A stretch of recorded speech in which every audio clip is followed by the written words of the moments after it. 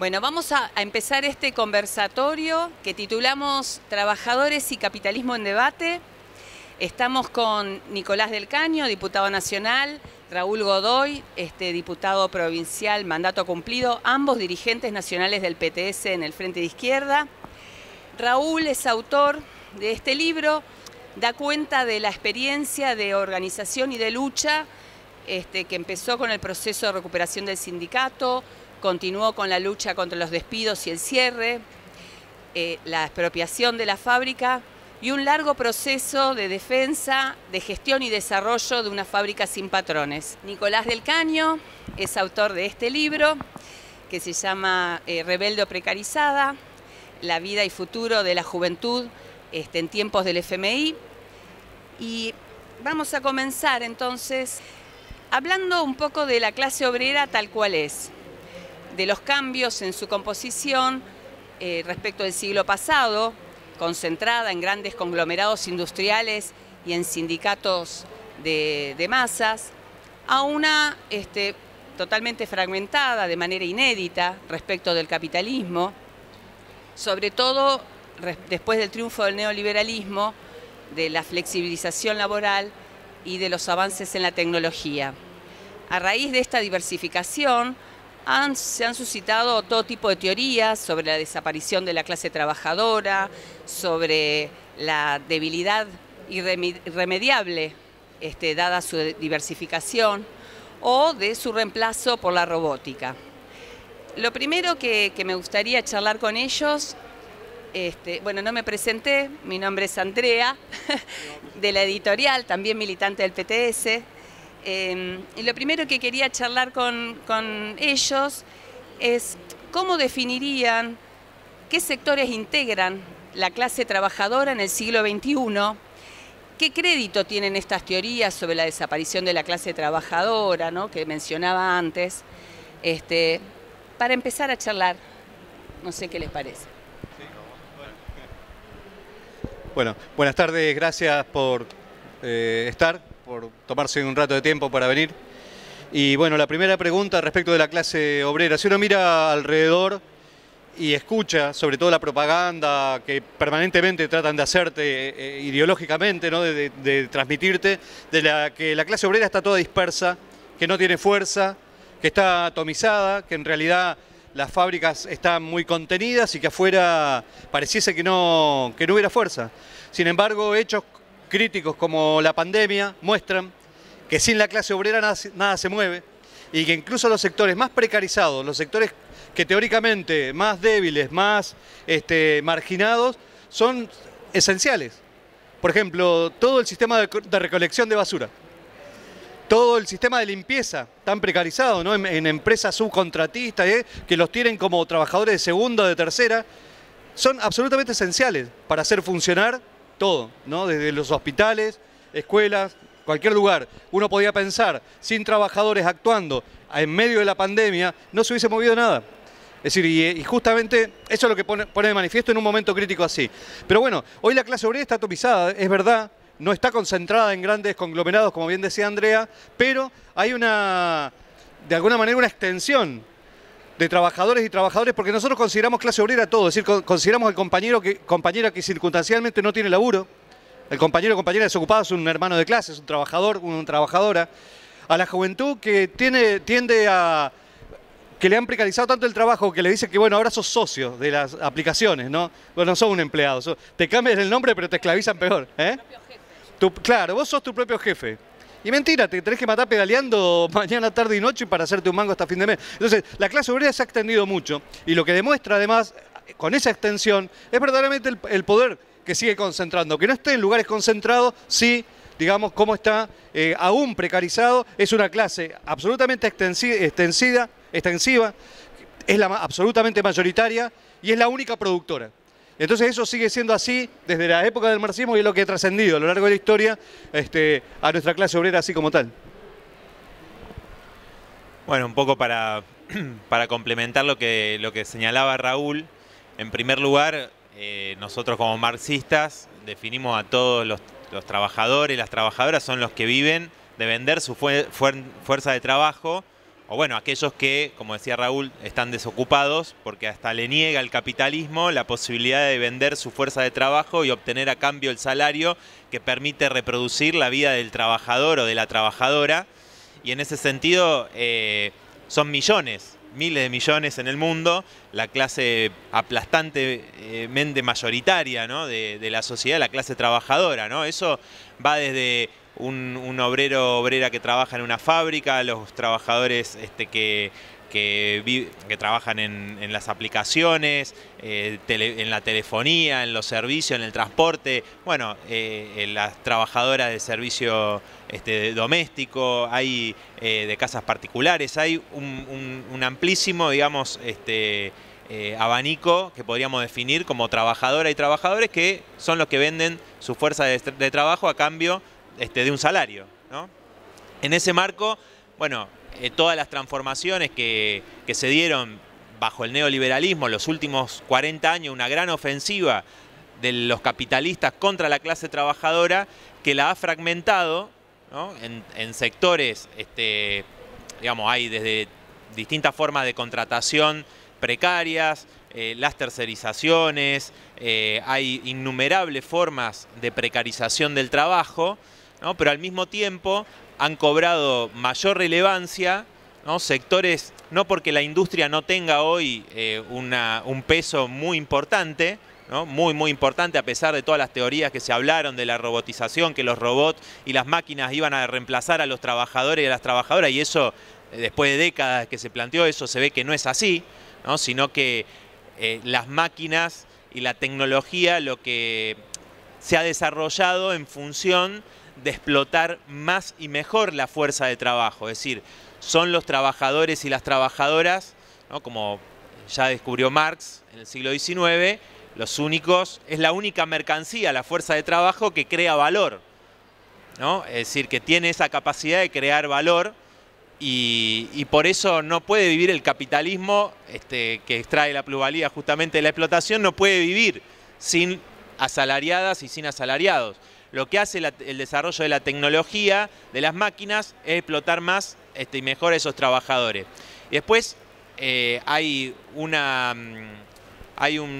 libro muy interesante de Kim Moody, que es bueno, norteamericano, que es especialista, además escribe pensando en el movimiento sindical de Estados Unidos, y él plantea en relación a las nuevas cadenas globales de valor, ¿no?, que hay una clase trabajadora que está precarizada, ¿no?, que es interracial, que son esas nuevas cadenas de valor donde tiene un gran peso. Cadena de valor global significa que lo que hemos visto en las últimas décadas, ¿no?, que se fabrican distintas partes de un mismo producto en distintas partes del mundo, ¿no?, y al mismo tiempo eso implica un enorme desarrollo de la logística y de los transportes, ¿no? Y al mismo tiempo, ¿no?, el capitalismo lo hizo para buscar lo que se llama el fenómeno de la relocalización o deslocalización del capital, donde empresas norteamericanas, alemanas, etcétera, buscaban mano de obra barata en los países del sudeste asiático, bueno, o China, ¿no?, para lo que dicen los que dijeron en algún momento el adiós al proletariado. Bueno, la proletarización enorme que hay en China demuestra todo lo contrario. Marx nunca se hubiese imaginado la cantidad de asalariadas, de asalariados que hay en el mundo, ¿no?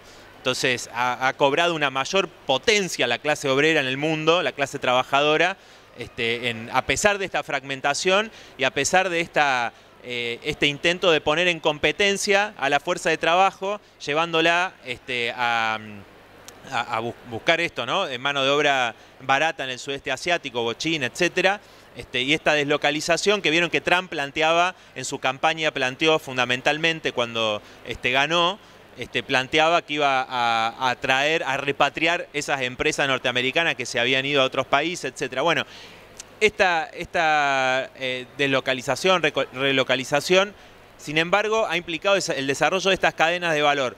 Hay algo muy interesante que plantea Kim Moody y dice, bueno, en estas hay nodos o lugares donde se concentran, digamos, los puertos, donde se concentran los ferrocarriles y los grandes almacenes, por ejemplo, de Amazon, ¿no?, donde hay una enorme concentración proletaria. Dice que en esos almacenes, en esas concentraciones, por ejemplo, en Chicago son 200.000 trabajadores, digamos, que tienen la capacidad, y tomando lo que decía Raúl de la pandemia, ¿no?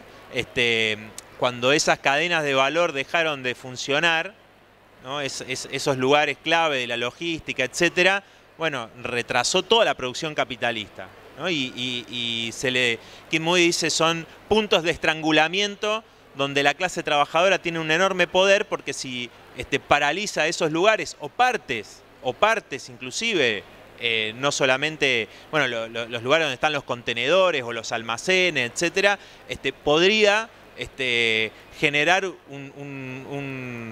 es decir, mostrar su poder, ¿no? Dislocando, digamos, la cadena de valor capitalista a nivel internacional, no solamente en Estados Unidos, digamos, ¿no? Porque justamente eso también mostró la pandemia cuando empezó a cerrarse todo en China, que faltaban productos en Estados Unidos, etcétera, ¿no? Que solamente se producen en otros países que no tenían. Bueno, acá mismo, ¿no? Hay cosas que no... es la irracionalidad del capitalismo, ¿no? En parte. Así que bueno, no, yo marcar un poco esto...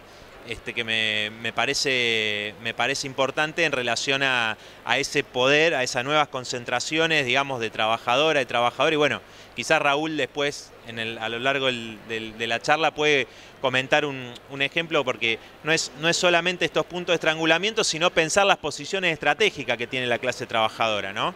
Y en eso creo que cuando fue la lucha de los trabajadores de la salud en Neuquén, fue una muestra importante las medidas de lucha que tomaron, ¿no? Pero bueno, y con respecto a la precarización del trabajo, por esto que decía Andrea, en realidad la precarización del trabajo, Marx, Engels mismo habla en La clase obrera en Inglaterra, que es un libro fenomenal donde...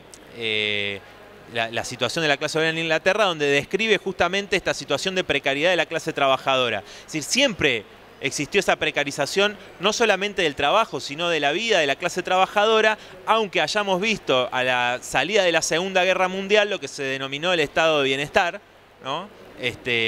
O el boom de la posguerra, ¿no? que fue un periodo excepcional del capitalismo, ¿no? O sea, la precarización del trabajo, porque hay algunas teorías, ahí en el libro lo debatimos con Guy Standing, por ejemplo, que plantean que el precariado es una nueva clase, digamos, ¿no? Una nueva clase social, y le da una entidad por fuera de los otros sectores de la clase trabajadora, y bueno, eso para nosotros no es así, digamos, ¿no? Sino que estos sectores precarizados son parte de la clase trabajadora, aunque se hayan fragmentado y aunque haya avanzado el capital en los últimos 40 años, ¿no? Sí, no, quizás sería interesante profundizar sobre las posiciones estratégicas para después, partiendo de la realidad de que, digamos, el mundo se dirime en función del poder de un puñado de ricos a costa del trabajo de las grandes mayorías y de la pobreza de las grandes mayorías. Eso, digamos, para cualquier persona que no viviera en el planeta Tierra sería una locura, ¿no? Totalmente irracional, ¿no? Cómo un puñado va a vivir, por ejemplo, con la riqueza de más de la mitad de la población, ¿no? Entonces, bueno, una de las primeras cuestiones que hay que hablar es decir, esa diversificación, esas divisiones son las que permiten al capitalismo dominar. Sin esas divisiones, si nos pusiéramos todos de acuerdo, sería imposible, ¿no? Entonces,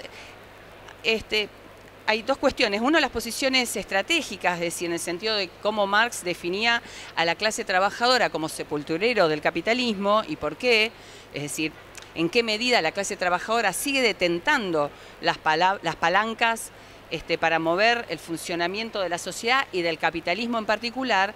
Y por otro lado, la cuestión clave de la unidad. O sea, es decir, cómo se plantea la unidad, cómo se logra la unidad. Y en ese punto, el libro de Sanon recorre varias experiencias muy importantes de unidad entre sectores, de alianza entre sectores, que me parece importante destacar porque se hicieron, digamos, ¿no? No es una mera declamación, sino que se lograron. Y particularmente en el caso del libro de Nico, profundiza bastante sobre empresas que se llaman del capitalismo de plataforma y hace bastante mención de Amazon.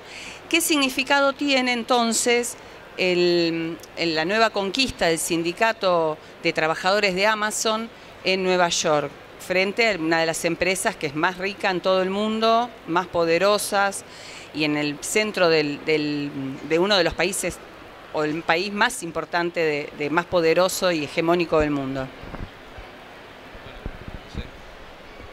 Bueno, para tratar de centrar, porque volviendo al inicio, ¿no?, de la atomización, de la división, de las subdivisiones que hace la burguesía, el poder político y la burocracia, retransmite eso, ¿no? Como si hubiese trabajadores de primera y trabajadores de segunda. Y hay movimientos que aún desde la progresía, aún queriendo como tirarle una onda a la clase obrera, dice, bueno, vamos a hacer el movimiento de trabajadores excluidos. ¿Por qué? ¿Para qué? Es decir, o sea, nosotros no queremos naturalizar o cristalizar esas divisiones de clase que son fatales para el conjunto de la clase obrera. Y esto es fundamental pelearlo en cada uno de los lugares. Bueno, Andrea hablaba de Sanón, por ahí capaz que no todo el mundo conoce Sanón. Sanón es una empresa de un tipo italiano, que un capitalista italiano, de un grupo económico en realidad, allá en la provincia de Neuquén. El tipo hizo una de las industrias cerámicas más avanzada de toda Latinoamérica. Era la fábrica más moderna de toda Latinoamérica, porcelanato, la más Sanón. La más automatizada, tenía la planta de porcelanato que acá en la Argentina no se hacía. Y llegó a producir 1 millón de metros cuadrados por mes. 1 millón de metros cuadrados por mes, imagínense. Exportaba a 16 países y a nosotros nos mataban adentro. O sea, yo estuve contratado 2 años y laburábamos doble turno, turno dos turnos de 8 horas. O sea, 16 horas en la fábrica. Te levantabas a las 4 de la mañana para salir del barrio, llegar, marcar a las 6 y te ibas a las 10 de la noche y llegabas a las 12 de la noche a tu casa. Imagínate qué vida. O sea, y era darle y darle y darle. Bueno, pero adentro, ¿qué sembraban? Sanón tenía un eslogan que decía, trabajar en Sanón es un privilegio. Porque vos donde ibas te decían, sos de Sanón, crédito a sola firma. Entonces los compañeros compraban electrodomésticos, el otro cambiaba el auto, el otro el televisor, y corrían carreras y se mataban. Y era terrible. Bueno, y ahí en el medio de eso, mientras a nosotros nos mataban así en la fábrica, por ejemplo en Cutralcó hubo una crisis social enorme con la privatización de YPF y quedaron miles de laburantes petroleros de la construcción tirados en la calle. Entonces ese era contraste. En la fábrica nos mataban 16 horas por día y afuera a 100 kilómetros miles de familias sin laburo. Esa es la irracionalidad capitalista de la que hablamos. Y eso es lo que nosotros nos dimos cuenta al inicio, porque no es que nos dimos cuenta, yo soy militante de muchos años antes, pero era difícil hablar en la fábrica, de decirle, mira, hay compañeros desocupados que están peleando. Y decían, esos piqueteros que cortan la ruta, vagos, que vayan a laburar. Mirá, yo vengo, me levanto a las 4 de la mañana y cobro, todos los fines de mes. Y decían, mirá, no te va a durar eso toda la vida. Hay una crisis capitalista, hay una crisis que se venía acumulando acá. Entonces decía, tenemos que unificarnos con los hermanos desocupados, son compañeros y compañeras. No sacaban de vuelo. Yo era delegado, nosotros habíamos recuperado la comisión interna y entonces el discurso de mis compañeros en el comedor era, a vos te votamos para que nos defiendas a nosotros, no a los vagos eso, a los zurdos, a los maestros, a los de salud, a los pibes. Es decir, era toda una negativa, era encerrado en un frasco adentro de la fábrica, haciendo producción, matándose, haciendo horas extra, porque todo el mundo hacía horas extra y era verdad que ganaban un mango más, era verdad. ¿Pero a costa de qué?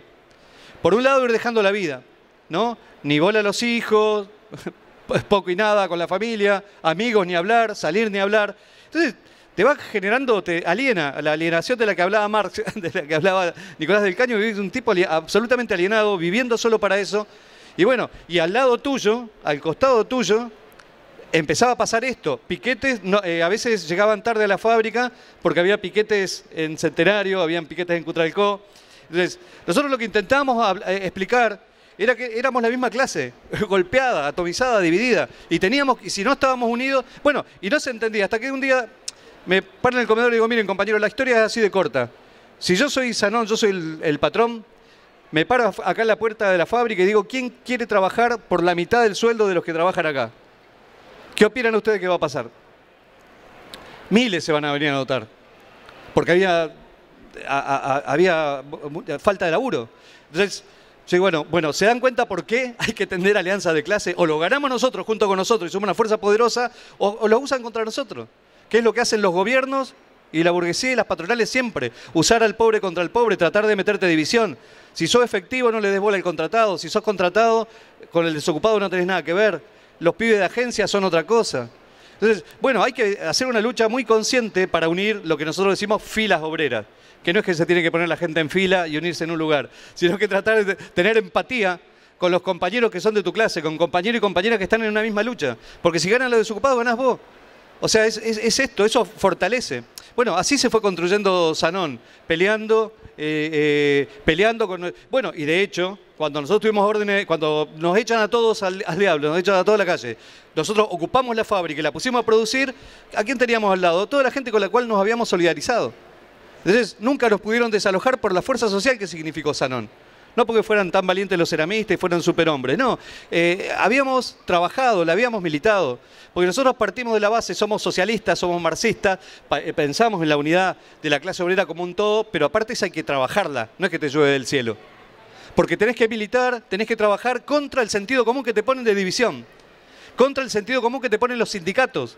De que si sos afiliado y estás en blanco tenés derecho a algo. Y si no, sos un trabajador de segunda o de tercera que no merece ser defendido. Eso es criminal. Eso es criminal. Por eso pensar una clase obrera fuerte es pensar en la unidad de clase. Por eso nosotros mañana vamos a participar de esta marcha federal que convocan las organizaciones piqueteras. Vamos a ser parte porque consideramos que tenemos que tener empatía y fortalecer esas alianzas. Y después eso también volcarlo a las puertas de la fábrica. Uniéndolo, bueno, nosotros estamos peleando por el reparto de las horas de trabajo, nuestra consigna de jornada de 6 horas, 5 días a la semana, con un salario superior a la canasta familiar que tiró Nico en la campaña electoral, no es para la campaña o no es para los días de fiesta, es para trabajarla todos los días. Y esa va a ser la propuesta con la cual vamos a ir mañana con los compañeros y compañeras que estén movilizados, ¿se entiende? Es decir, es tener coherencia, en última instancia, que lo que escribimos en un libro después hay que llevarlo a la calle, porque las luchas se ganan o se pierden en la calle. Entonces, para sintetizar esto, es esa unidad de clase y lo de los lugares estratégicos. Miren, cortito, les cuento, el año pasado hubo una lucha en salud en Neuquén. La ATSTA firmó una paritaria del 12%, horrible, malísima, la firmó a espalda de los trabajadores. Los trabajadores de los hospitales dijeron, no puede ser, nos matamos en la pandemia y que nos den un 12%, bueno, ¿cuál es la onda? Entonces, se organizaron, asambleas en los hospitales, empezaron a votar, se hizo una medida de lucha y parecía la Patagonia rebelde, donde las cámaras empresariales sacaban comunicados contra la huelga. Decían estos tipos que son inorgánicos, es medio anarco, es de izquierda, son zurdos, está el FIT y qué sé yo. Empezaron, bueno, las cámaras empresariales, lógico, ¿no? El gobierno, lógico. Bueno, ATE la CTA. No es tan lógico, pero sí, lo sacaron también. Un comunicado que eran inorgánicos, que ellos ya habían firmado, que ellos estaban motorizados por intereses políticos, ¿no? Cuando dicen así, agarrate los bolsillos porque están escondiendo algo. Bueno, todo. Sin embargo, tuvo el apoyo de toda la gente, tuvo el apoyo de la comunidad los bancó. Y después los trabajadores de salud, enfermeras, enfermeros y todo, fueron a hacer, como no pasaban los días y no había ningún tipo de respuesta, fueron a cortar el circuito de Vaca Muerta. Vaca Muerta sí escucharon, más que Sanón. No, es una de las reservas, la segunda reserva mundial de gas. Y es el lugar donde todo el mundo tiene puesto porque hacen negocios millonarios. Bueno, los trabajadores de salud fueron a cortar ahí un día. Y cuando estaban cortando, se acercaron de varias comunidades mapuche a decirle, ¿ustedes quieren ganar el conflicto? La papa está acá, acá está el petróleo y está el gas. Si ustedes están dispuestos, la comunidad de mapuche le vamos a acompañar. Hicieron un piquete de 20 días, duró. 20 días paralizaron toda la industria de Vaca Muerta. Y ahí el gobierno, del 12% que le había dado, pasó al 54% en menos de un mes. Entonces, eso es utilizar la fuerza en los lugares estratégicos y la alianza de clases entre los compañeros de salud que tenían todo ese potencial bueno, por todo lo que habían hecho y puesto el cuerpo en la pandemia, de pelear y, digamos, encabezaron una pelea que fue política, porque en última instancia, por ejemplo, nadie podía dar respuesta. Imagínense todas las instituciones tratando de quebrarlos. Y nada, o sea, el gobernador decía A y no pasaba nada, decía el vicegobernador, hablaba la legislación, no, y hablaban los trabajadores de salud empoderados en esa pelea que le llamaban la huelga de los elefantes, porque como surgió desde abajo, desde las bases, y logró esta alianza, el secretario general de ATE de Neuquén se llama Carlos Quintriqueo, y es un tipo bastante gorila. Entonces el tipo quiso hacer un chiste gastando a los trabajadores que estaban en lucha y dice, estos tipos, dice, esta gente son como los elefantes. No sabe, que para bailar no sabes si agarrarlo de la cola o de la trompa. Y entonces los trabajadores de salud le contestaron en las asambleas, sí, somos como los elefantes. Tenemos memoria, pisamos fuerte, andamos en manada y los vamos a pasar por arriba. Y efectivamente fue lo que pasó. Por eso la pelea de los elefantes tuvo esa connotación. Bueno, yo me colgué un poco. Bueno, pero sigamos. Vamos con Nico y después yo sigo un ratito más. ¿Sí? No, bueno, ya Raúl fue bastante claro con respecto al problema, digamos, de la unidad de la clase trabajadora. No, simplemente, digo, ha habido múltiples experiencias que nosotros hemos protagonizado de nuestras compañeras, nuestros compañeros del PTS, en distintos lugares. Bueno, acá están las compañeras telefónicas, que la pelea también por pase a planta de los tercerizados, creo que en ferroviarios, en un montón de... En distintas fábricas, distintas empresas, ¿no? Donde los sindicatos reproducen esa división que promueve la patronal, ¿no? De la división de las filas de los trabajadores y las trabajadoras. Y bueno, la pelea contra eso, unificarse, es también la pelea, como decía Raúl, muchas veces contra ese sentido común que se instala en las propias compañeras, en los propios compañeros que quizás tienen una posición un poco mejor que el compañero que está contratado, que es informal, etcétera, y que no prima el individualismo, ¿no? Y no prima esa solidaridad de clase. Entonces, los sindicatos en realidad tendrían que poner ese poder de fuego que tienen los sectores que tienen esa capacidad. Ustedes vieron que ahora, por ejemplo, el gremio de bancarios consiguió un 60% en 6 meses, después van a reabrir. Bueno, justamente tienen el poder de paralizar los bancos, ¿no? La ganancia de los bancos o la fuerza que pueden tener otros gremios de transporte, etcétera, o metalúrgico y demás. Pero bueno, muchos otros sectores de trabajadores que laburan de manera informal, o los propios desocupados. La marcha de mañana, ¿dónde está que no se ve? Esa famosa CGT, que no pisa una sola movilización de los desocupados en la Argentina, que están peleando por trabajo genuino y como medidas inmediatas el aumento de los planes potenciar, que son 19.000 pesos. ¿Quién puede vivir con 19.000 pesos? Entonces, ese planteo que nosotros hacemos y que peleamos cotidianamente, ¿no? Son ejemplos que se muestran cotidianamente de unidad de los trabajadores. También es para recuperar los sindicatos y que los sindicatos organicen a todos los sectores de la clase trabajadora, no solamente a los sectores registrados, ¿no? Sino que organicen a todos, se propongan organizar a todos los trabajadores, a todas las trabajadoras, y esa es la pelea que damos nosotros del PTS en cada lugar, ¿no? En cada lugar de trabajo. Y comentar también que, digo, la experiencia, si se quiere, o una de los hechos más importantes, recientes a nivel internacional, es la generación U, que está surgiendo de Union, ¿no? La generación que en Estados Unidos surge peleando por la sindicalización. Ustedes saben que en Estados Unidos creo que es alrededor de 7% de la sindicalización, o sea, muy baja, muy baja, y donde además, para hacer un sindicato tenés que enfrentarte al lobby patronal con campañas de chantajes constantes a los trabajadores, amedrentamiento. Vean, hay un documental que se llama American Factory, que más allá de que lo promuevan con guita los Obama, es muy bueno porque muestra justamente cómo la patronal dice: si hay sindicato me voy, y los trabajadores tienen que hacer una organización clandestina, ¿no? Y empezar a unificarse y hacer un activismo sindical afuera, inclusive del lugar de trabajo enorme. Bueno, esa tarea que hicieron en una de los almacenes de Nueva York de Amazon logró el primer sindicato, ¿no? En ese gigante que es Amazon, que es Jeff Bezos es el segundo millonario del mundo, ¿no? Que además las condiciones de trabajo, se paga la mitad. El salario que reciben los trabajadores y las trabajadoras es la mitad de lo que te cuesta vivir en Estados Unidos, ¿no? Y además no te dejan ir al baño. Ahora desarrollaron hace un tiempo, nuevo aparato que controla, ¿no? Los segundos cómo rinden los músculos de los trabajadores en los almacenes, ¿no? Cuando yo decía recién que la tecnología se desarrolla y está puesta en función y todo el pensamiento está puesto y el conocimiento que crean los propios trabajadores también, acumulado durante años, lo pone al servicio de cómo explotarlos más.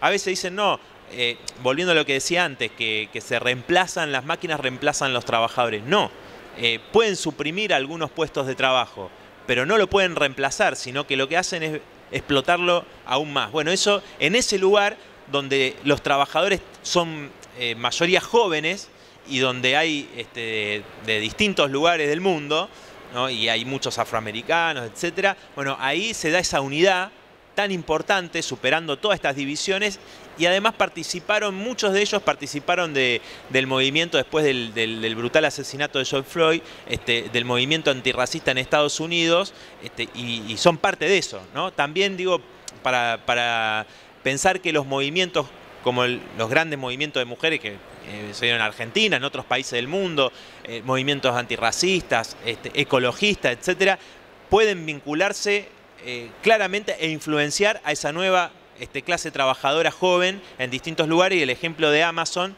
creo que es uno de ellos. Y además, bueno, no es solamente ahí, ¿no? Hay en Google, en un montón de empresas, y eso es lo que le temen, ¿no? No sé si vieron bueno, una polémica que hubo con un tuit que yo puse por Elon Musk, que en realidad estaba atacando a la ultraizquierda, y su ataque a la ultraizquierda tiene que ver con esta generación de jóvenes trabajadores que lucha por la sindicalización, ¿no? Justamente lo que los escandaliza es esa organización, y por eso ponen millones de dólares, contratan distintos especialistas, distinta gente para ver cómo quebrar la huelga, ¿no? O sea, cómo quebrar la organización de los trabajadores.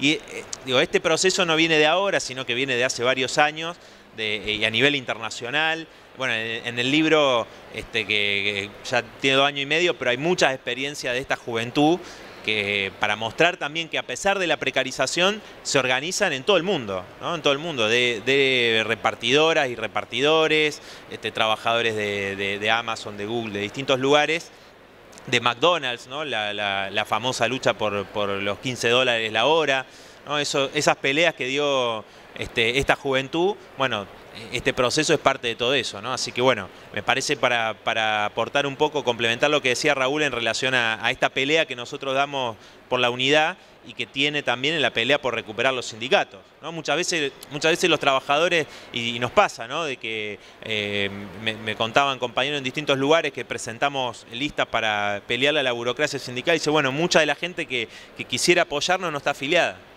porque se desafilian por bronca, porque no consiguen que el sindicato no defiende los intereses de los trabajadores y las trabajadoras. Bueno, eso también hay que pelearlo, porque justamente no se trata, digamos, de ir en contra. Obviamente que surgen muchas organizaciones a veces por fuera de los sindicatos, y nosotros también las alentamos, ¿no? Que dan esa unidad. Pero bueno, me parece eso también para complementar. Bueno, vamos a todavía profundizar un poquito más. Ya hablamos de la clase trabajadora, hablamos de la unidad, y ahí Raúl mencionó una demanda que en este momento es muy importante, como son el trabajo, digamos, de 6 horas durante 5 días, sobre la base que hay sectores que trabajan 16 horas, 12 horas, se rompen los músculos, y hay sectores que están en la calle, y hay sectores que no tienen derechos, es decir, poder trabajar todos, ¿no? Por un salario acorde a la canasta familiar durante 5 días a la semana. Me gustaría, porque bueno, se suele decir que no se puede, que hay que resignarse, que hay que optar por el mal menor, que la política es el arte de lo posible. Ustedes en realidad son unos románticos, no se puede avanzar en las condiciones de vida y menos defenderlas, hay que tirar la toalla. Entonces, esta demanda, podrían decir lo mismo, no se puede, es inviable, los capitalistas no van a querer. Bueno, ¿y cómo dialogan ustedes habitualmente? Porque deben charlar habitualmente esta consigna. Bueno, ¿qué significado tiene? ¿Qué implica desde el punto de vista de la unidad de la que hablábamos? ¿Y es viable? Bueno, Desde ya que sí. Había un viejo maestro, León Trotsky, decía que la escala móvil de salarios y de horas de trabajo, el reparto de la hora de trabajo, era un tema estratégico para nuestra, porque se trata de la única clase productora, de salvar a la única clase productora de riqueza y la única clase que produce en el mundo, ¿no? Que no es parasitaria, del trabajo ajeno, ¿no? De la clase obrera. Entonces, le daba especial interés, porque siempre para el capitalismo y para sus gobiernos, más progre, menos progre, pero siempre, es un problema estratégico mantener un ejército industrial de reserva, como se decía antes, ¿no? Un ejército de reserva, que le meta presión al trabajador que tiene laburo para saber que si no estás vos, mañana por otro te va a reemplazar por otro más barato. Entonces, para ellos es estratégico. Y para nosotros es estratégica la alianza de los trabajadores y trabajadoras. Digamos, nosotros tenemos compañeras economistas que han desarrollado estudios bastante certeros, ahí Esteban Mercatante, Pablo Anino, Paula Bach, alrededor de, por ejemplo, si tomáramos las principales 12.500 empresas en nuestro país, en la cual se estableciera un régimen legal de 6 horas, se podía crear alrededor de 1 millón de puestos de trabajo, ¿no? Repartir las horas de trabajo, y se daría un impulso enorme a bajar el tema de la desocupación. Y no en los términos como lo hacen hoy, porque hoy, si uno mira, te muestran números, ¿no? Te dicen hay menos desocupación, pero hay más trabajadores pobres. Claro, te sacan de un lado. Ahora, ¿por qué? Porque consideran un trabajo, que ya te dan trabajo, si te dan un plan potencial, si te dan una changa, si tenés un par de horas laburadas en algún lugar, ya listo, ya tenés trabajo. Pero no se trata de decir, en ningún lugar está dicho, está escrito, que el salario tiene que estar, o sea, una demanda tan mínima, fíjense qué lejos pareciera que estuviera, que es ganar como la canasta familiar. Es una cosa básica, elemental, ¿sí o no? No estás pidiendo, y bueno, ¿y por qué es tan imposible? ¿Por qué te quieren conformar y te hacen discursos todo el tiempo el oficialismo y la oposición diciendo, mirá, ya se está bastante solucionando, los números cada vez nos dan mejor? Vos mirá a los funcionarios, pasa en Neuquén, pero pasa acá, a los funcionarios hablando del crecimiento de los números. Pero es notable que los números le crecen a algunos nomás, porque a los demás no. Digamos, a nosotros nos decrecen los números cuando no llegás a fin de mes. Entonces, para nosotros, el tema de la jornada de 6 horas no es una cuestión imposible. Incluso es una cuestión que, con una lucha organizada, no hace falta ser socialista para pelear por las 6 horas. No hace falta hacer una revolución para hacer las 6 horas. Es una consigna bastante mínima. Incluso, ustedes saben, hace poco fue el 1 de mayo. ¿Qué se conmemoraba el 1 de mayo? La lucha por las 8 horas. 8 horas de trabajo, 8 horas de descanso y 8 horas de ocio y recreación. Peleaban, ¿hace cuánto? Hace 130 años atrás. Y fíjense cómo avanzó la ciencia, avanzó la técnica, la misma producción que antes hacía en un montón de horas, ahora la hacen en 2. Sin embargo, nosotros estamos peor. Bueno, hay alguien que se está avivando y se está quedando con la torta. Bueno, eso se llama capitalismo, ¿no? Cuando hay un sector cada vez más concentrado que lucra con eso y sectores cada vez más reventados que es nuestra clase. Entonces, es en defensa de nuestra clase, es en defensa y pelear por la unidad. O sea, unidad de los trabajadores ocupados, desocupados, puede ser un eslogan que incluso suena empático, suena lindo, suena solidario, ¿sí o no? ¿A quién le va a decir, no, dividamos? No, todo el mundo te habla de la unidad. Ahora, ¿cómo? Hablemos en serio. Por eso el reparto de la hora de laburo para nosotros es fundamental. Es unir fuerza justamente. Bueno, no es solo una posibilidad, es una necesidad. Y es una necesidad estratégica para unir la fila laboral. Entonces, nosotros peleamos por la jornada legal de 6 horas, 5 días a la semana, y estratégicamente peleamos por el reparto de las horas de trabajo entre todas las manos disponibles. Mire, yo les cierro con un ejemplo que no es marxista, ni trotskista, ni progresista, ni nada. Keynes. ¿Escucharon hablar de Keynes? Hasta Milei cita a Keynes, no le cuenten a nadie. Bueno, Keynes era un economista británico. Y el tipo hizo un estudio de desarrollo económico y todo. Entonces el tipo decía, yo puedo asegurar, este economista que era brillante, ¿no? Hay muchas escuelas que se nutren, maman de Keynes, un montón de cosas.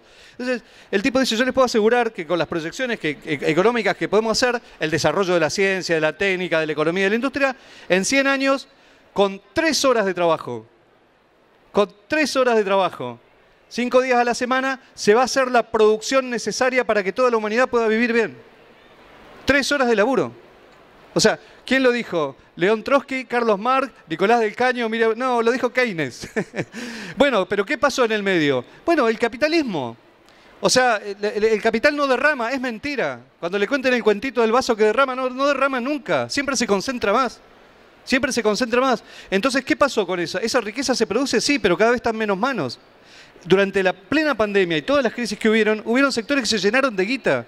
Bueno, ¿eso cómo va a ser? ¿Lo regulás con el Estado? No, hermano, eso hay que expropiarlo. O sea que hay que irle al hueso. Porque son ellos o nosotros. Y parte de estas demandas de unidad de ocupados, desocupados, para nosotros va en ese sentido. Fortalecer nuestra clase porque somos la mayoría y somos la única productora. Y entonces terminar con este sistema parasitario. Esa es la orientación, digamos. Sí, bueno, tomando esto que planteaba Raúl,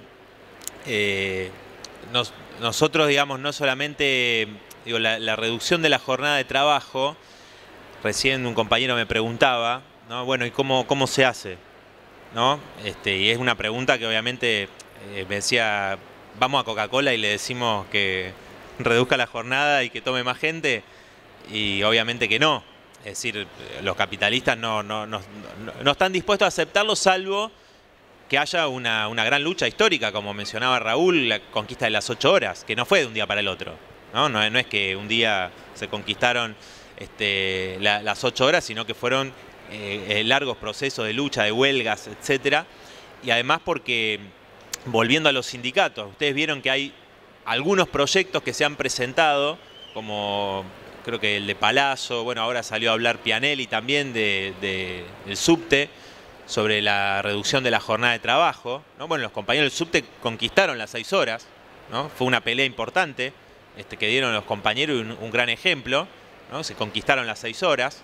Después una lucha muy dura, muy fuerte, ¿no? Y ahí ya tenés una muestra. No es que se va a lograr por un proyecto de ley. No es que vamos a presentar un proyecto de ley mañana y bueno, a ver, lo van a aprobar, hacemos una marcha. No, requiere una lucha gigantesca. Y lo que decía Raúl recién es importante porque, retomando la necesidad de la unidad, esa unidad es la que te va a dar la fuerza, ¿no? Porque tenemos que aglutinar a todos los trabajadores que están precarizados, que no tienen empleos formales o que cobran salarios miserables, porque esta reducción de la jornada y reparto de las horas, sin ir a lo que decía Raúl, que se podrían reducir más aún, sino de 6 horas, podría inmediatamente significar un aumento del 33% del salario de toda la clase trabajadora. ¿Por qué? Porque esas grandes empresas pueden pagar esos salarios igual a la canasta familiar, ¿no? Entonces, digo, esto es muy importante porque nos marca que hay que dar la pelea por esa unidad, ¿no? Y que aglutinar a todos los sectores de trabajadores, a la juventud, porque muchos jóvenes también lo ven con simpatía porque les permitiría estudiar, ¿no? Les permitiría estudiar, cosa que a las patronales no les importa absolutamente nada, ¿no? Y esto entonces para nosotros tiene esa importancia y demuestra además con números concretos, ¿no? Que la productividad se multiplicó. No es que no se va a producir menos, no.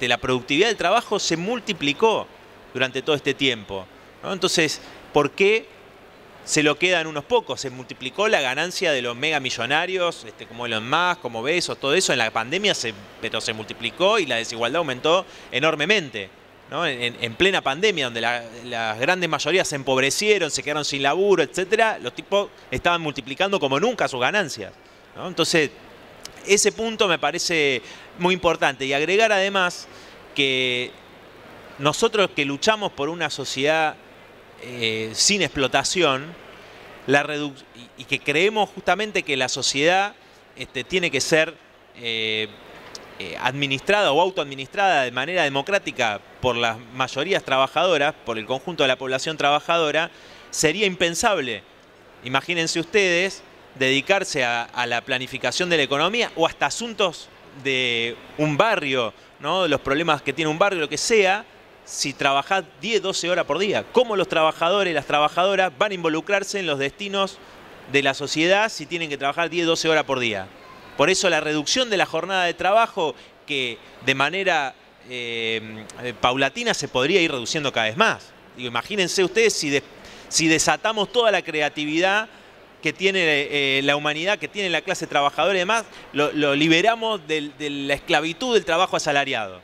Imagínense si la tecnología no estuviese puesta en función de cómo explotar más a los trabajadores, sino en función de las necesidades sociales. Obviamente que podríamos aumentar enormemente la productividad si no fuese irracional, como es actualmente, y la relación con la naturaleza, ¿no? Que bueno, aquí está La ecología de Marx, que es un libro buenísimo, donde deja planteado en el libro la posibilidad, obviamente, de que una sociedad comunista, una sociedad socialista, va a poder afrontar, ¿no? Va a poder afrontar el desafío del gravísimo problema ambiental, ¿no? Es decir, podría afrontarlo. Bajo la sociedad capitalista es impensable porque es la irracionalidad absoluta, ¿no? Lo que es el despilfarro de los alimentos. La gente se muere de hambre y tiran el 30% de la comida que se produce en el mundo, ¿no? Entonces, el tema de la reducción de la jornada de trabajo no solamente, digamos, es una medida que podemos demostrar que generaría 1 millón de puestos de trabajo en la Argentina, ¿no? Ni hablar a nivel internacional, ¿no? Sino que permitiría unificar la fila de los trabajadores y las trabajadoras, etcétera, dar una perspectiva, sino que también nos permite mostrar, ¿no?, esa idea de un nuevo tipo de sociedad, ¿no?, donde paulatinamente vayamos eliminando o reduciendo a su mínima expresión el trabajo, y que se pueda pensar. Ernest Mandel dice algo muy interesante, que dice: cuando en realidad la medida del trabajo no sea la jornada laboral, las horas de trabajo, sino que la productividad del trabajo se mida en función del tiempo para el ocio creativo, para desarrollar el arte, la cultura, ¿no?, para estar con los amigos, desarrollar las relaciones afectivas, cuando en realidad la productividad se mida por el tiempo que tenés para eso, ¿no?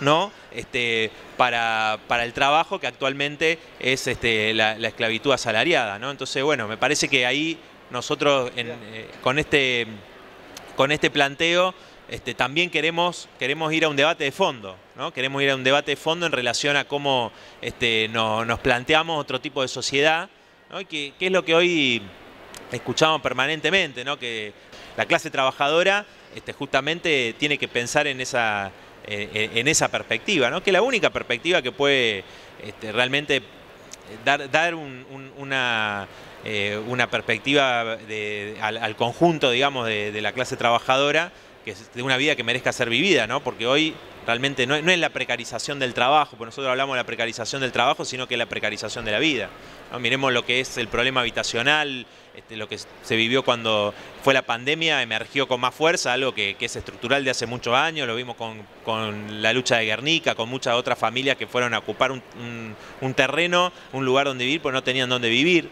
¿no? Y todavía no le dieron una solución. Hace más de 1 año y medio, todavía no tiene una respuesta, ¿no? O sea, el Estado presente fue para poner los 4.000 policías. No fue para resolver el problema de la vivienda que tienen millones de familias en Argentina, ¿no? Entonces, este sistema no va más, ¿no? Y tenemos por eso también el desafío de convencer a las nuevas generaciones, a un montón de jóvenes, trabajadoras, trabajadores y demás, y de que esta es la única perspectiva, ¿no? Que lo otro es, cuando nos dicen esto, yo siempre le cito una frase de Raúl, que él siempre dice: bueno, compañero, el no ya lo tenemos, ¿no? Así, si es por el no, así que vamos por el sí, unificando a la clase trabajadora, dando esta pelea por una perspectiva de una vida que merezca ser vivida. Así que me parece que es la única perspectiva que tenemos, ¿no? Yo quería ser un poco más abogada del diablo, porque, bueno, la cultura neoliberal y posneoliberal abona permanentemente la idea distópica que todo cambio radical es caos. Milei, bueno, eso no nos sorprende que diga que el capitalismo es el sistema de mayores libertades que ha dado la historia, pero Cristina permanentemente se le ha dado por repetir últimamente en cada discurso que el capitalismo es el más eficiente. Yo creo que se han dado elementos en contrario y existe la realidad como para confrontarlo, que no es su realidad, digo, la realidad de los laburantes ¿no? La conocemos mucho de los laburantes, de los que no tienen laburo, etcétera. Entonces creo que no es necesario ver de que, bueno, aparte de las crisis climáticas, ¿no? Y que muchas cosas que se han mencionado acá, ¿no? Pero yo quiero terminar con la pregunta del millón, porque me parece que no me convencieron. ¿El socialismo es una utopía? Bueno, el socialismo es una necesidad, una necesidad histórica para terminar con esto. No, si uno mira gente de verdad, inclusive con esto ni hace falta ser muy socialista ni tan convencido para ver lo que nos está dejando el capitalismo en el mundo. La degradación a la que ha llevado a la especie humana, digamos. Si uno mira qué natural que es que mueran miles de familias en balsas tratando de pasar del África a Europa, por ejemplo. Y es natural, son números, son estadísticas. ¿Se acuerdan del nene, esa foto que impactó en todo el mundo? Ya todo el mundo ya está. O sea, pasó la foto, el que la hizo debe haber ganado mucha plata, salió en póster, deben haber stickers, algunos memes, pero ya está naturalizado, se asume. Se asume que muera gente por hambre. Se asume como natural, y es el capitalismo naturalmente, el que tira, escúcheme, a nivel internacional, se tiran a la basura el 30% de la producción de alimentos. No lo dice la izquierda a diario, lo dice la ONU. El 30% de los alimentos producidos se tiran a la basura, porque si no, no le da ganancia a los señores capitalistas. Y eso es natural, y eso es el capitalismo. Eso es lo que nos venden como posible. Es decir, si uno mira la destrucción, la pandemia misma, o sea, todos sabemos, no es una cuestión natural. Si vos avanzás en forma destructiva, en forma invasiva, si rompés en lugares vírgenes, en lugares que no están preparados, y llegás y extraés y explotás, obviamente vas a tener resultados. Digamos, el planeta, nuestra casa es delicado, es decir, tiene vida por todos lados. Entonces, eso es lo que nos está dejando el capitalismo. O sea, lo que ha empezado a pasar es que ha empezado a haber una reacción a eso, juventud. O sea, hay un movimiento internacional importante que tenemos que dar cuenta, hermanarnos, porque si no tenemos planeta no vamos a hacer ni socialismo ni nada. O sea, nosotros tenemos que pensar que esas formas de solidaridad existen, son reales, las vivimos todo el tiempo. Yo soy de Neuquén, hace poco estoy en Buenos Aires. Me quedo sin sube en el subte y viene una persona y me dice, dale, vení, te hago pasar. Sube un músico, un artista al subte a venderte o a cantarte o a bailarte, lo que sea, hasta gente hasta gente la más humilde saca la billetera, saca un 10, saca un algo. O sea, la solidaridad existe. No nos pueden hacer creer a nosotros que está todo perdido, que en realidad a nadie le importa nada. Si estamos acá es porque algo nos importa. Y yo creo que somos millones más de cosas que nos importan. Lo que hay que darle a eso es programa. Hay que darle objetivos, hay que organizarlo y hay que pelearlo. Porque de verdad, la mayoría estamos de este lado. Nos falta más organización, nos falta más certeza en eso. Bueno, nosotros con el Frente Izquierda Unidad logramos de hace unos años tener visibilidad. Logramos que Nico, que Miriam, que ahora Alejandro Vilca, allá de Jujuy, que se bajó del camión basurero y ahora está en el Congreso de la Nación, se escuche la voz y sea la voz de muchos de nosotros, de miles de nosotros. Entonces eso está bueno, es un lugar conquistado, que antes no lo tenía la izquierda. Antes la izquierda salíamos en las policiales nomás. Es decir, cuando había una detención, había una represión, pero ahora podemos también plantear. Entonces, desde ese lugar, yo creo que tenemos todo por hacer. Por eso a nosotros nos entusiasman los tiempos que vienen, porque justamente la pandemia mostró las dos caras.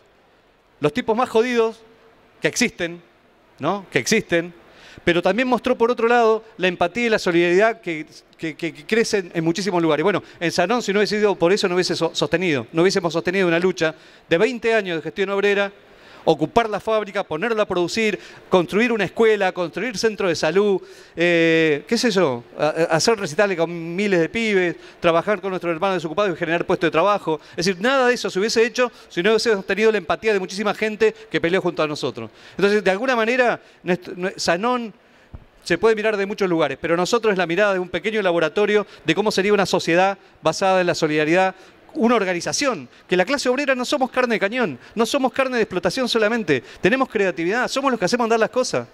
En Sanón se inventaban modelos, una semana llevamos y ya los compañeros empezaron a inventar modelos y los abarataban para hacer cerámicos populares. y se votó en la asamblea hacer donaciones mensuales, hacían donaciones a comedores, a hospitales, ¿está bien? Pero no eran donaciones de caridad. Cada vez que se hacía una donación, nos paramos en la escuela y decía, hace falta presupuesto para la educación. Peleamos junto a los compañeros docentes, ¿se entiende? Es decir, era esa solidaridad generando más conciencia, generando más fuerza, generando más aspiraciones a que nosotros, de verdad, tenemos que pelear, no nos podemos conformar, no nos podemos, digamos, quedar con las migajas que nos tiran los grandes capitalistas y encima tenemos que pedirle permiso para luchar. No va más. Por eso el socialismo no solamente que es posible, sino que es una necesidad. Y mientras antes lo hagamos mejor, así salvamos lo que queda del planeta, que queda un pedazo grande, pero lo tenemos que salvar. Muy bien, muy bien.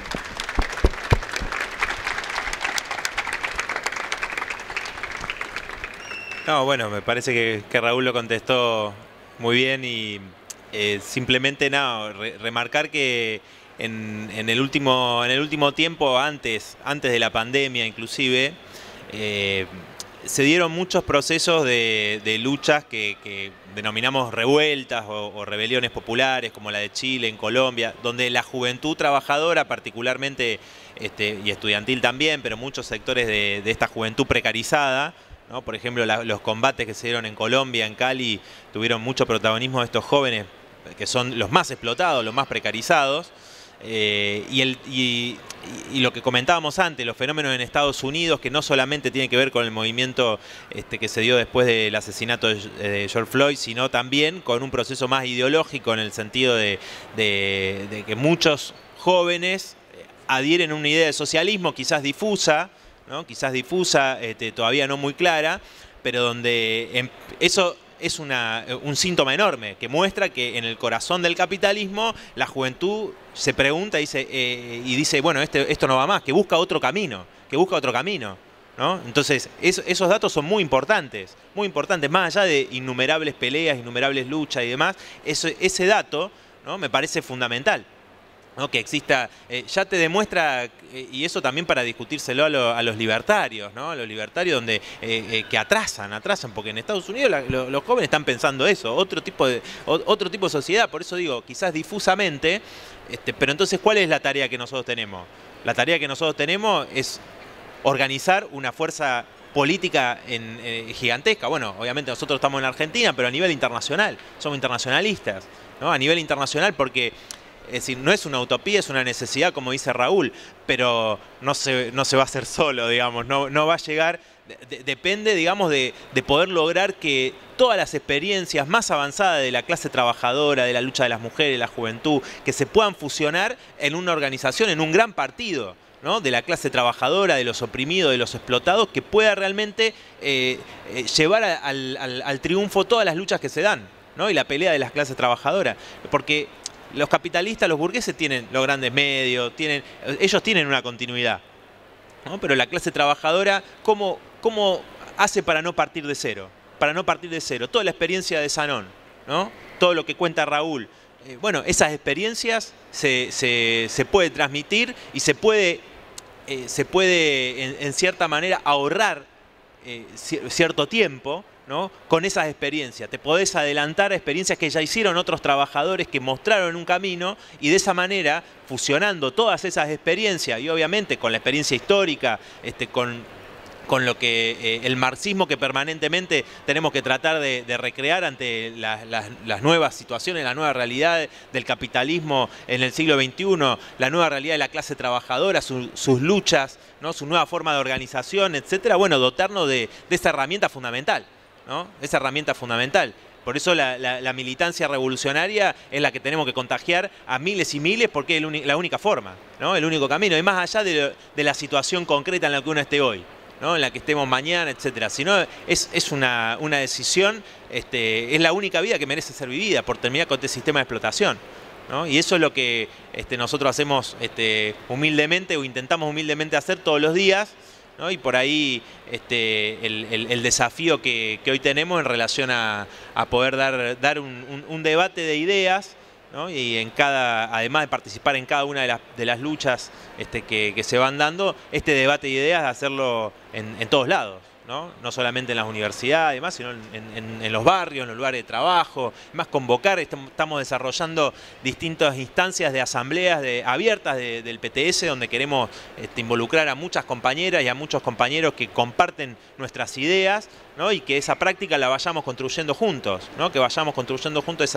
esa organización, ¿no? que necesita la clase trabajadora, porque, a ver, muchos a veces nos dicen, bueno, pero mirá que la situación es crítica, ¿no? Estamos en un momento donde, bueno, hay más o menos la misma cantidad de trabajadores que había hace 5 años, pero la pobreza aumentó un 12%. Y bueno, ¿por qué no explota todo? ¿Por qué no hay, bueno, por lo que decíamos antes, este papel que cumplen los sindicatos, por esta idea que le meten en la cabeza a mucha gente, ¿no? A muchos compañeros, a muchas compañeras, el individualismo, etcétera? Bueno, ahí está la tarea nuestra, ¿no? La tarea nuestra de ir quizás pasito a paso, ¿no? Pero siendo conscientes de que esas luchas muchas veces estallan cuando menos las esperás, ¿no? Y son parte de una acumulación de bronca, son parte de acumulación de pelea de mucho tiempo y demás, y que bueno, si en esos momentos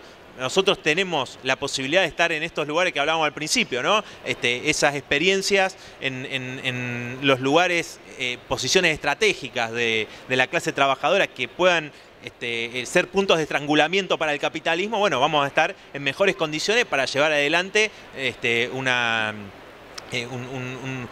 movilización que tenga la capacidad de dislocar el gobierno de los capitalistas, ¿no? Si no, bueno, si no construimos esa fuerza, compañeros, no olvidemos, ¿no? Tenemos que construir esa gran fuerza política, y yo creo que ese desafío es el que tenemos por delante, el desafío de contagiar a muchas más compañeras, a muchos más compañeros en esta apasionante tarea. Y bueno, como recién estuvimos discutiendo, obviamente profundizar en todos estos ejemplos. Lo que decía Raúl, la fábrica recuperada, hay que decirle fácil, ¿vos viste alguna fábrica que funcione sin obrero? No. Bueno, sin patrones funciona la fábrica. O sea, el socialismo sí que es posible justamente llevar adelante una sociedad donde terminemos con los parásitos capitalistas que tanto le molestó lo que dije de lo más. Pero sí, se apropian del producto social que crean los trabajadores y las trabajadoras, que son la única clase productora de nuestra sociedad. Así que bueno, es la que es portadora, como decía Marx, de otro tipo de sociedad, y liberar a toda la sociedad de la explotación, ¿no?